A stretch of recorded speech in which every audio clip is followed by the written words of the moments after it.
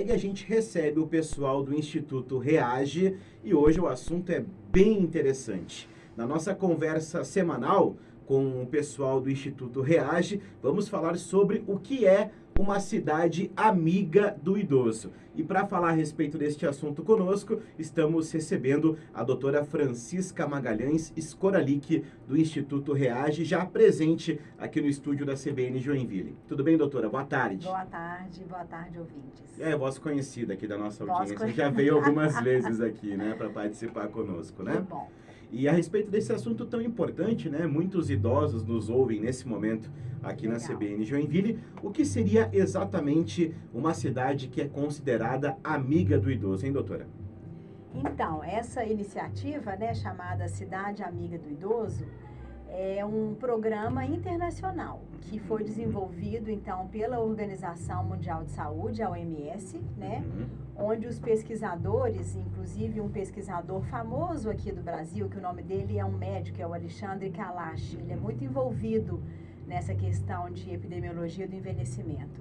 Então, a pergunta desses pesquisadores era se era possível criar um ambiente, principalmente urbano, onde a maioria dos idosos vivem, né? Parece que 70% dos idosos vivem em zonas urbanas, um ambiente que fosse favorável ao envelhecimento ativo, criar um ambiente que essa cidade, no caso, né, favorecesse a acessibilidade, né, a questões que fossem amigas do idoso. E com isso, então, eles desenvolveram uma pesquisa onde os próprios interessados, né, os idosos, eles iam responder a essa pesquisa e foi realizada essa pesquisa em mais de 33 países do mundo inteiro, onde eles iam apontar vantagens e obstáculos que eles enxergavam nas cidades que favoreciam ou pioravam, né, as questões várias. Eles eram um questionário livre onde eles iam apontar o que eles acham que era bom, o que eles acham que era ruim, para que esse lugar fosse agradável para eles viverem, né? Lembrando que dentro da faixa etária idoso, existem idosos com dependências, né? Totalmente independentes, mas também os cadeirantes, os que necessitam de um cuidador, enfim. Então, essa que foi a pesquisa. Então, são vários pré-requisitos que são considerados nessa pesquisa, né, doutora? Então, nesse primeiro momento, né, a princípio é uma coisa muito nova, né, essa questão do envelhecimento ativo, inclusive é uma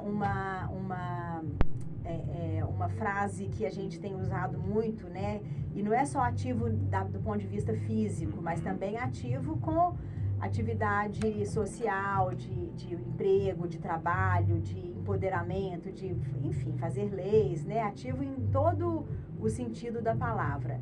É uma coisa que a gente tem falado e, inclusive, virou o lema da Organização Pan-Americana do Envelhecimento Ativo esses próximos 10 anos, né? Então, o que os idosos, eles poderiam, então, ficar livres nas respostas e a gente identificar o que realmente poderia ser mudado e o que eles valorizavam para que considerasse essa cidade amiga do idoso e favorável ao envelhecimento saudável. Então, eles enumeraram várias coisas, né? E aí eu trouxe uma colinha porque são mais de 10 itens que eles criaram, né? Como um checklist ali de itens amigáveis ao idoso. Então, tiveram alguns que, claro, a gente estava até conversando com a Vicky, né, que nós jovens, o que a gente já vê, óbvio, assim, que está errado numa cidade, então a gente que mora em Joinville, né, número 1 de tudo são as calçadas, né, então calçadas com nivelamento bom, calçadas, eles falam até em coisas antiderrapantes, né, que tivesse alguma forma que, principalmente aqui em Joinville, que chove muito, né, que fosse uma calçada que evitasse quedas, então calçadas niveladas e calçadas que diminuíssem o risco de derrapar. Isso foi número 1, livre de obstáculo, com superfície lisa. Foi muito solicitado, né, pelos idosos. Ambiente verde. Então, muitos falavam que é muito favorável a esse envelhecimento ativo e o bem-estar de todos, lugares na cidade que tem um ambiente com muita, né, enfim, com uma mata, com um parque, com coisas que da natureza, né, que eles pudessem sentir ali essa relação com a natureza dentro das cidades, né, mas de preferência sem muitos ruídos desagradáveis e sem odores, né, que também não fossem desagradáveis nesses locais públicos. Terceiro lugar que foi falado, que eu achei muito interessante, é a presença de bancos. Eles falam em bancos públicos, porque a gente vê banco em praça, banco em parada de ônibus. Mas o que eles queriam é que eles pudessem descansar durante as caminhadas de acesso a locais que eles estão indo, com a possibilidade de assentar. Então, solicitaram que houvessem bancos de tempos em tempos, né? Assim, de distâncias em distâncias, bancos nos quais eles pudessem descansar entre um percurso grande. Então, bancos públicos também foi citado como um item interessante. Calçamento, eles falaram aqui, não sei qual que é a diferença de calçada, mas calçamento livre de qualquer obstáculo e que principalmente, aí eu acho que é uma coisa interessante, que o pedestre tenha prioridade. E tudo dessa conversa nasceu da minha indignação com as faixas de pedestre em Joinville. Não sei se você compartilha da minha indignação, porque eu sou uma amante de corrida de rua e assim, é um horror você conseguir atravessar uma faixa de pedestre, né? Às vezes você fica ali minutos esperando a faixa de pedestre para um carro parar, né? Quando o carro para, muitas vezes o de trás tá a toda velocidade, quase causa como é que chama? Um acidente de trânsito. E eu fui dar uma lida, né, sobre isso, que de fato é lei, né? A faixa de pedestre é prioridade, a não ser que tenha sinal luminoso. Se o sinal fecha e tem a faixa, você é obrigado a parar enquanto pedestre. Mas se não tem nenhuma sinal, a faixa de pedestre é prioridade. E esse carro tem que parar para o pedestre passar. Tem que esperar a boa vontade de algum motorista parar, né? Boa vontade, um motorista parar. E quando a gente é motorista e para, porque eu venho de Brasília, que é uma cidade que está muito adaptada a essa questão de faixa de pedestre, não, porque eu acho que lá já tem não sei se você conhece Brasília? Conheço. Tem as áreas residenciais, que tem tudo ali, né? Tem banco, tem padaria, então eles usam muito, eles vão muito a pé para os locais, nos blocos deles, né? Mas enfim, às vezes eu paro aqui em Joinville, eu sou xingada, tá? Mas vou te falar uma coisa, fazer um parênteses nesse bate-papo aqui, doutora.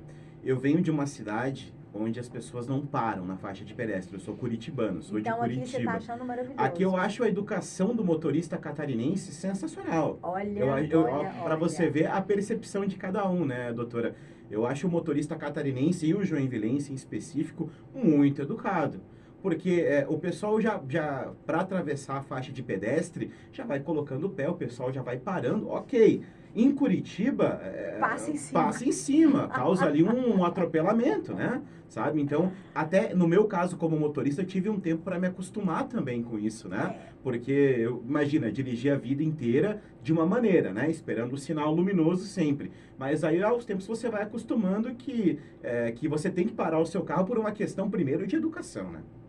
Exatamente. Não, e eu não sei, tá? Eu tô com esse... Mas, de fato, lá em Brasília é muito interessante. Sim. Que a gente brinca que não pode nem levantar a mão, porque tem esse hábito de levantar a mão para mostrar que você quer passar. Sim. Então, a gente brincava que não podia nem levantar a mão, que os carros já paravam, né? Mas, então, assim, mas que tomara, né? Que isso melhore a cada dia. Exatamente. Porque, de fato, enfim, né? É uma coisa tão básica, né? Sem dúvida. É uma questão de educação, no meu entendimento. E é uma lei, e é multa gravíssima e é cara. Sim, perfeito. Mas, enfim, aí eles também falaram sobre ciclovias, né? A possibilidade de ciclovias com faixa exclusiva, evidente, para bicicletas.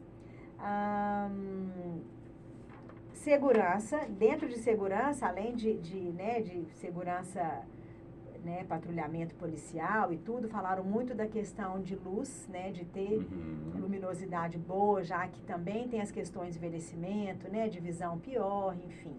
Então, falaram muito dessa questão de segurança, serviços agrupados e localizados próximos uns dos outros, né? Então, às vezes é um mercado lá longe, uma lotérica lá longe, que tivesse serviços mais agrupados para que eles possam acessar aquilo de forma mais fácil, né? E, de preferência, com prioridade para idosos, né? Que tivesse essa prioridade. Em relação a prédios públicos, né, que tivessem, além de elevador, a possibilidade de rampas para cadeiras de roda, né, uma área maior para que as cadeiras pudessem passar, e banheiros públicos, que é um problema mesmo, né? Sem dúvida. Banheiro público, então, a gente, quando está aí eu nas corridas, eu já tenho rastreado os postos que tem banheiro, porque banheiro público não tem, né? Não tem banheiro público. A gente, muitas vezes, quando viaja, é comum nessas cidades com muito turismo ter o banheiro. No meio da praça tem um banheiro público. Agora, em Balneário, eu vi que tem, até na praia está tendo banheiro público. Mas eles falaram isso, né? Da questão de ter banheiro público, imagino, com uma incontinência, com uma... Enfim, vai passar o dia, a tarde fora, né? De fácil acesso e que pudesse ser acessível também para idosos com incapacidade.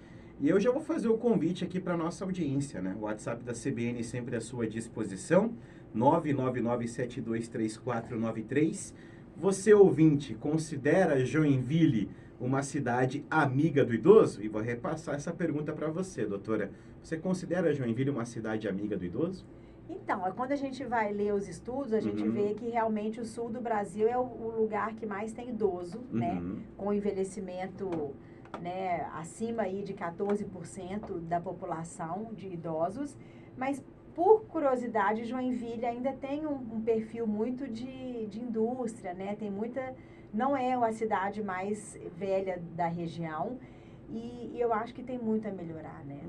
Tem muito a melhorar. Eu acho que a gente tem um problema que não tem solução, que é a questão da chuva, né? Que limita um pouco. Apesar de que o joinvilense, o bom joinvilense, anda até de bicicleta, né? Com guarda-chuva. Sim, sim. Então, mas eu acho que tem muito a melhorar, particularmente na questão de serviço de saúde, mas essa questão também de infraestrutura, de passeio, né? De ruas mais acessíveis, enfim, eu acho que tem muito a melhorar, mas eu torço para que seja uma cidade amiga do idoso, porque é uma região maravilhosa, né? Essa questão de área verde, como você bem disse, comparando com o Paraná, já é muito mais amiga do que, né, outras cidades. Eu acho que a questão da segurança também dá para colocar como um destaque também, né? Público. Sim, sem dúvida, né? Apesar de que hoje eu conversei com uma paciente que ela falou que para quando eu uso ocasional, que não é o dia a dia, que funciona ok, fiquei bem feliz.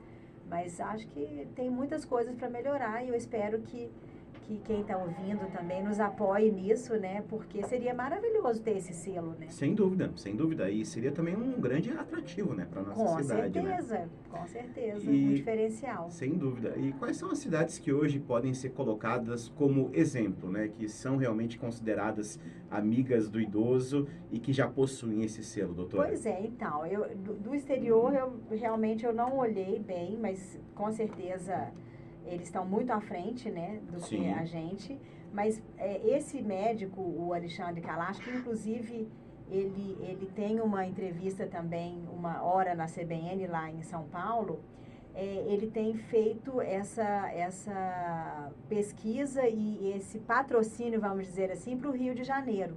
Particularmente ali em Copacabana, que a gente sabe que é um bairro que tem muito idoso e que é plano, mas que falta muita coisa, né? Ainda faltam alguns pontos, né? Segurança, enfim, mas...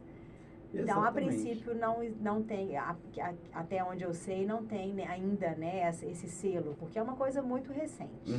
Sem dúvida, né? Aos pouquinhos, de repente, a gente pode, né, alcançar. Pelo menos já tem um checklist ali para a gente preencher, né? Eu acho que a questão das calçadas, do calçamento, talvez hoje seja o grande problema nesse ponto, né? Muito por conta também dos alagamentos, né? Conforme você bem frisou aqui para nossa audiência, né? Árvores no meio do caminho. Exatamente. Parece que a calçada é de de responsabilidade do morador. Então, não sei se não tem uma regra muito boa, porque deveria ser feito, né? A gente eu que ando muito a pé pela cidade, é até engraçado, né? Porque tem passeios que é puro mato, quando é obra é pura lama, é árvore que salta ali a calçada. Então, assim, é risco de queda mesmo, né? E queda no idoso, a gente já teve algumas conversas aqui, Sim. Que é realmente um evento catastrófico, né? Sem dúvida. Se a gente for considerar outras capitais, outras cidades, você é de Brasília, né? Como você disse, eu sou de Curitiba, né? Eu vejo que na nossa cidade, Joinville, as pessoas recebem muito bem os idosos, né? Os idosos conseguem ter uma qualidade de vida muito boa. Você concorda com essa afirmação? Você acha que Joinville é uma cidade que tem essa capacidade de obter rapidamente esse selo de cidade amiga do idoso? Olha, eu sou otimista sempre. Eu também sou, né? Eu sou otimista sempre. Eu acho que é possível, sim. Né? Eu acho que só de conhecer isso, agora tem muita coisa para ser feita, com certeza. Né? Infelizmente, nós não temos um serviço público voltado para o idoso, não temos um local que eles possam fazer aquele trabalho de creche, né, que seria passar o dia fazendo atividades. Os de baixa renda, infelizmente, não tem uma instituição de longa permanência para aqueles que precisassem, né, pública. Então, eu acho que essa questão de para todos falta muito, sabe? Então, assim, de fato, do ponto de vista privado, tem muitos benefícios, mas eu acho que com o selo envolve todos, né? Então, o setor público teria que melhorar muito ainda, né? E você toca também num ponto bem interessante, doutora, que é a questão dos serviços à disposição, né? Precisa ir numa lotérica, no mercado e na farmácia. Daí a lotérica está num ponto, o mercado no outro, a farmácia no outro, né? Ou seja, esses serviços básicos, digamos assim, poderiam ser um pouco mais perto um do outro, até para facilitar a questão do deslocamento. Muita gente não tem paciência, e só quem tem idoso em casa entende, né? A dificuldade de locomoção, ou quanto menos andar, claro, tem que fazer o seu exercício ali diário, né? Mas às vezes num calor de 37, 38 com as graus. calçadas, né? Ruins, Exatamente, etc. Né? São vários pontos, né, a serem considerados, né? Doutora Francisca Scoralic, mais alguma consideração para a nossa audiência aqui da CBN Joinville a respeito desse assunto tão bacana e tão atual, né? O cuidado com os nossos velhinhos. Assim, né? a gente fala muito dessa questão da voz ativa, né? Eu acho que o idoso, agora que está crescendo cada vez mais, aumentando o grupo, né? Tornando-se aí nos próximos anos quase que maioria, né? Tem que ter essa voz ativa. Existe o Conselho Municipal do Idoso, existem os encontros, existem políticas públicas que são votadas pela população. Então, eu acho que a gente tem que tentar mudar mesmo. A gente tem muita essa coisa do acomodado, né? Se fosse melhor, se mudasse. Mas e você? O que você está fazendo? Qual é a sua parte? Qual é a sua parte? Então, eu acho que talvez o recado é esse, né? Entender que pode ser melhor e que a gente pode fazer a diferença quando a gente quer, né? Perfeito. Agora são 3h26 aqui na CBN. Doutora Francisca Magalhães Scoralic, nossa conversa semanal com o pessoal do Instituto Reage, hoje falando sobre cidades amigas do idoso. Obrigado, viu, doutora? Excelente. Volte sempre. Muito obrigada pelo convite. A gente agradece também a nossa querida Vicky,